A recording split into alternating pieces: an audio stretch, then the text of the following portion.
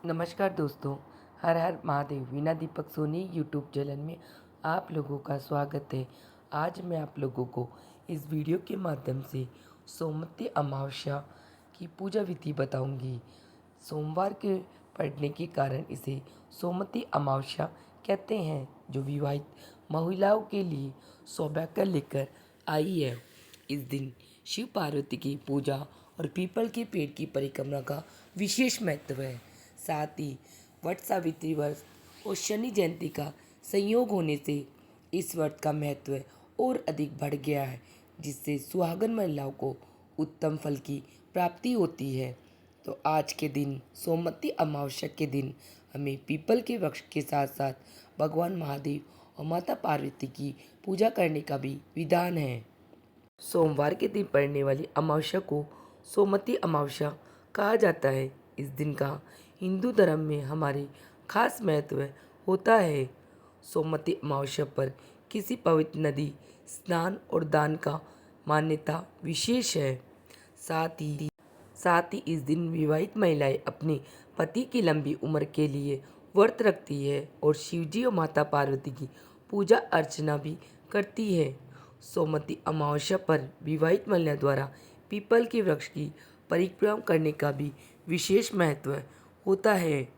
मान्यता और शास्त्रों के अनुसार इस दिन पूजा पाठ करने, स्नान और दान करने से व्यक्ति के जीवन में खुशहाली आती है और उसे सोमवती अमावस्या के व्रत के पूजन से सुहाग की लंबी उम्र होती है और पति पत्नी के बीच स्नेह और प्रेम में भी वृद्धि होती है।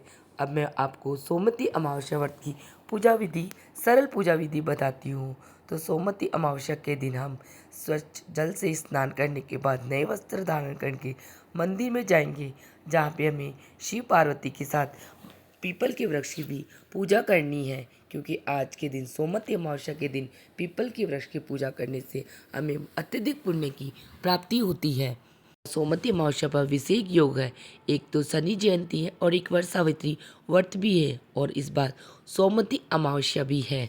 तो हम पीपल के वृक्ष में दूध और गुड़ से मिला हुआ पानी से पीपल के वृक्ष को सींचेंगे। परिक्रमा करते हुए हमें दूध पीपल के वृक्ष को सींचना है। सींचने के बाद में हम वहाँ पर सबसे पहले गणेश जी भगवान तो संभव नहीं होता, हम उसे हर जगह लेके जा सकते, लेकिन हम वहाँ पे स्वस्तिक बनाकर गौरी गणेश का निर्माण करेंगे। तो मैंने हल्दी से स्वस्तिक बना दिया। उसके बाद में वहाँ की मिट्टी से गौरी गणेश का निर्माण करके भगवान को हल्दी और कुमकुम का टिक्का लगा, वस्त्र हुई जनेऊ या कच्चे सूत को धागा अर्पित करके मैंने भोग के अंदर आप जो भी घर में भोग बनाया है या उसके बाद में आप भगवान को पताशे का भोग भी लगा सकते हैं। तो मैंने गौरी गणेश को पताशे का भोग लगा दिया। उसके बाद में अब मैं पीपल के वृक्ष की पूजा करूंगी। तो मैंने सर्वप्रथम दूध मिले हुए जल के कलश से और गुड़ मिक्स किए हुए कलश से पीपल के वृक्ष को परिक्रमा करते हुए जल सींचूंगी। उसके बाद में हल्दी और कुमकुम का तिलक करूंगी। वस्त्र रूपी कलावा या जनेऊ अर्पित करने के बाद में अब गणेश को सुहा का सामान भी अर्पित कर देंगे, क्योंकि सोमवती अमावस्या सुहागन महिलाओं के लिए बड़ी ही शुभ और फलदायी होती है। उसके बाद में अब आपको पता है सोमवती अमावस्या पर परिक्रमा करने का अत्यधिक महत्व है। तो आप 108 या 8 परिक्रमा कर सकते हैं। तो हम स्वास्थ्य का ध्यान रखते हुए हमें परिक्रमा करनी है। उसी के साथ पहले दिया प्रज्वलित करेंगे। तो आज रुई का दिया प्रज्वलित न करके हम मोली या कच्चे सूत का धागे का दिया प्रज्वलित कर रहे हैं। दिया प्रज्वलित करके हम दिया की आरती करके गौरी गणेश की और पीपल देव की आरती करने के बाद में हम धूप प्रज्वलित करके धूप दिखाकर अब हम 108 या 8 परिक्रमा आप अपने स्वास्थ्य के हिसाब से कर सकते हो।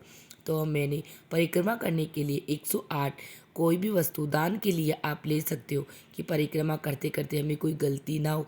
इसलिए 108 परिक्रमा करते हुए हर बार एक परिक्रमा में वस्तु दान करेंगे। इस प्रकार वो दान की हुई 108 सामान हम हमारे पति बच्चों को, घर में किसी को नहीं देंगे, वह घर के बाहर किसी को भी दे सकते हैं। अगर पीपल के वृक्ष के पास कोई ब्राह्मण आंटी जी बैठी हुई है, तो उन ब्राह्मण आंटी जी को यहाँ पे बैठे हुए सभी को हम दान की हुई वस्तु प्रेरित कर सकते हैं। उसके बाद में अब मैं पीपल के वृक्ष की 108 बार परिक्रमा करूंगी। तो हर बार आप कच्चे सूत को 108 बार भगवान पीपल के वृक्ष के 8 बार या 8 बार आप परिक्रमा करते हुए कच्चे सूत को लपेटें। उसके बाद में सोमवती अमावस्या व्रत की कथा कहानी सुनेंगे। तो आप हाथ में थोड़े तिल के दाने ले लें। उसके बाद में हम सोमवती अमावस्या की व्रत कथा कहानी सुनेंगे और वो जल हम पीपल देव को सींच देंगे। उसके बाद में आज के दिन दान का अत्यधिक महत्व है। तो हमने जो 108 परिक्रमा में जो भी सामान लिया है उसे वहाँ पे बैठी हुई स्त्री आंटी जी सभी को दान कर देंगे और हमारे बड़ों से आज तो प्रणाम कर देंगे, जिससे हमें अखंड सौभाग्यवती रहने का आशीर्वाद मिल जाए। और उसी के साथ सोमवती अमावस्या के दिन हमें जितना हो सके उतना दान करना चाहिए। आज गौशाला में आप जाके गायों भी को भी खाना खिला सकते हो और किसी गरीब ब्राह्मण को भी खाना खिला सकते हो। जितना हो सके हमें सोमवती अमावस्या के दिन दान अवश्य करना चाहिए। इसी के साथ मेरी सोमवती अमावस्या की सरल पूजा विधि समाप्त होती है। आप सबको मेरी पूजा विधि कैसी लगी मुझे कमेंट बॉक्स में जय श्री कृष्ण हरिहर महादेव लिख के ज़रूर बताना। वीडियो पसंद आई तो वीडियो को लाइक करना और चैनल को सब्सक्राइब करना, जिससे आने वाली वीडियो का नोटिफिकेशन आप लोगों को प्राप्त हो सके। वीडियो देखने के लिए आप सभी का धन्यवाद। हर हर महादेव। मिलते हैं नेक्स्ट वीडियो में।